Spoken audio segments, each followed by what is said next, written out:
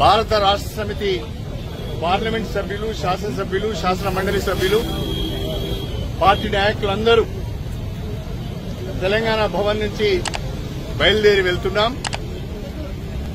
Krishna river management board పరిధిలోకి కృష్ణా నది పైన ఉన్న ప్రాజెక్టులన్నీ కనుక వెళ్లిపోతే తెలంగాణ ఎడారిగా మారే ప్రమాదం ఉన్నది. మంచినీటికి, సాగునీటికి, విద్యుత్ అవసరాలకు, విద్యుత్ ఉత్పత్తికి కూడా బోర్డు నడుపుకోవాల్సిన పరిస్థితి వస్తుంది. చిన్న చిన్న అవసరాలకు కూడా బోర్డును సంప్రదించి వాళ్ళ దయతో, వాళ్ళ అనుమతితో నీటిని తీసుకోవాల్సిన పరిస్థితి వస్తుంది. తద్వారా తెలంగాణ ఎడారిగా మారే ప్రమాదం ఉన్నది అని చెప్పి దాదాపు ఒక 10 రోజుల క్రితమే భారత రాష్ట్ర సమితి నిర్ణయం తీసుకుని కేసీఆర్ గారు నల్గొండలో బహిరంగ సభను ఏర్పాటు చేస్తే భయపడిపోయిన కాంగ్రెస్ ప్రభుత్వం నిన్నటికి నిన్న శాసనసభలో కృష్ణా రివర్ మేనేజ్మెంట్ బోర్డు మీద చర్చను పెట్టి ఏకగ్రీవ తీర్మానాన్ని ప్రవేశపెట్టి బహిరంగ సభను అడ్డుకోవడానికి ఇవాళ మేడిగడ్డకు కూడా యాత్రను ఏర్పాటు చేస్తున్నారు. కాంగ్రెస్ పార్టీ, కాంగ్రెస్ ప్రభుత్వం భారత రాష్ట్ర సమితి నల్గొండ సభకు భయపడిపోయే కేఆర్ఎంబీ పైన అసెంబ్లీలో ఏకగ్రీవ తీర్మానం పెట్టారు.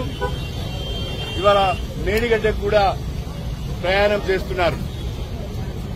వాస్తవాలను ప్రజలు చెప్పడానికే, వాస్తవాలను రైతాంగానికి వివరించడానికే ఈరోజు మేమందరం నల్గొండకు వెళ్తున్నాం. గడిచిన 10 సంవత్సరాలుగా తెలంగాణ రాష్ట్రం ఏర్పడిన తర్వాత ఏపీ రీఆర్గనైజేషన్ యాక్ట్ లోనే కేఆర్ఎంబీ, జీఆర్ఎంబీలు ఉన్నా గత 10 సంవత్సరాలుగా తెలంగాణ ప్రాజెక్టులను కేఆర్ఎంబీకి, జీఆర్ఎంబీకి ఇవ్వకుండా అడ్డుకున్నాము. తెలంగాణ రైతాంగం యొక్క హక్కులను, తెలంగాణకు కృష్ణా నదీ జలాలపైన, గోదావరి నదీ జలాలపైన ఉన్న హక్కులను కాపాడుకునే ప్రయత్నం మనం చేశాం. అంతేకాకుండా చాలా స్పష్టంగా త్వరితగతిన కృష్ణా నదిపైన విజేష్ కుమార్ ట్రిబ్యునల్ తన తీర్పును వెలువరించాలని, తెలంగాణ వాటా ఎంతో తేల్చాలని చెప్పి గత 10 సంవత్సరాలుగా కూడా డిమాండ్ చేస్తూ వస్తున్నాం.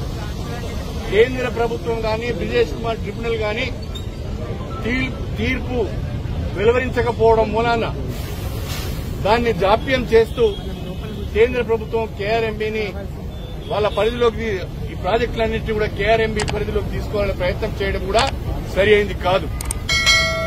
దీనికి సమ్మతి తెలిపిన కాంగ్రెస్ ప్రభుత్వం నల్గొండ సభను చూసి భయపడి నిన్నటి రోజున ఆగమేఘాలపైన అసెంబ్లీలో తీర్మానం చేసింది. అయినా ప్రజలకు వాస్తవాలు చెప్పాలనే ఉద్దేశంతోనే ఇవాళ బ్రహ్మాండమైన సభను నల్గొండలో ఏర్పాటు చేసినాం.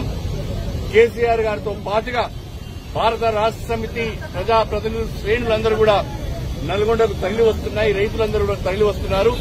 వాస్తవాలను ప్రజలకు వివరించి చెప్పి నదీ జలాలపైన తెలంగాణ హక్కులను కాపాడుకోవడానికి కేఆర్ఎంబీకి, జీఆర్ఎంబీకి తెలంగాణ ప్రాజెక్టులను అప్పగించవద్దని, త్వరితగతిన ట్రిబ్యునల్ తీర్పులు ఇవ్వాలనే డిమాండ్తోని జల ఉద్యమం ఈరోజు ప్రారంభం.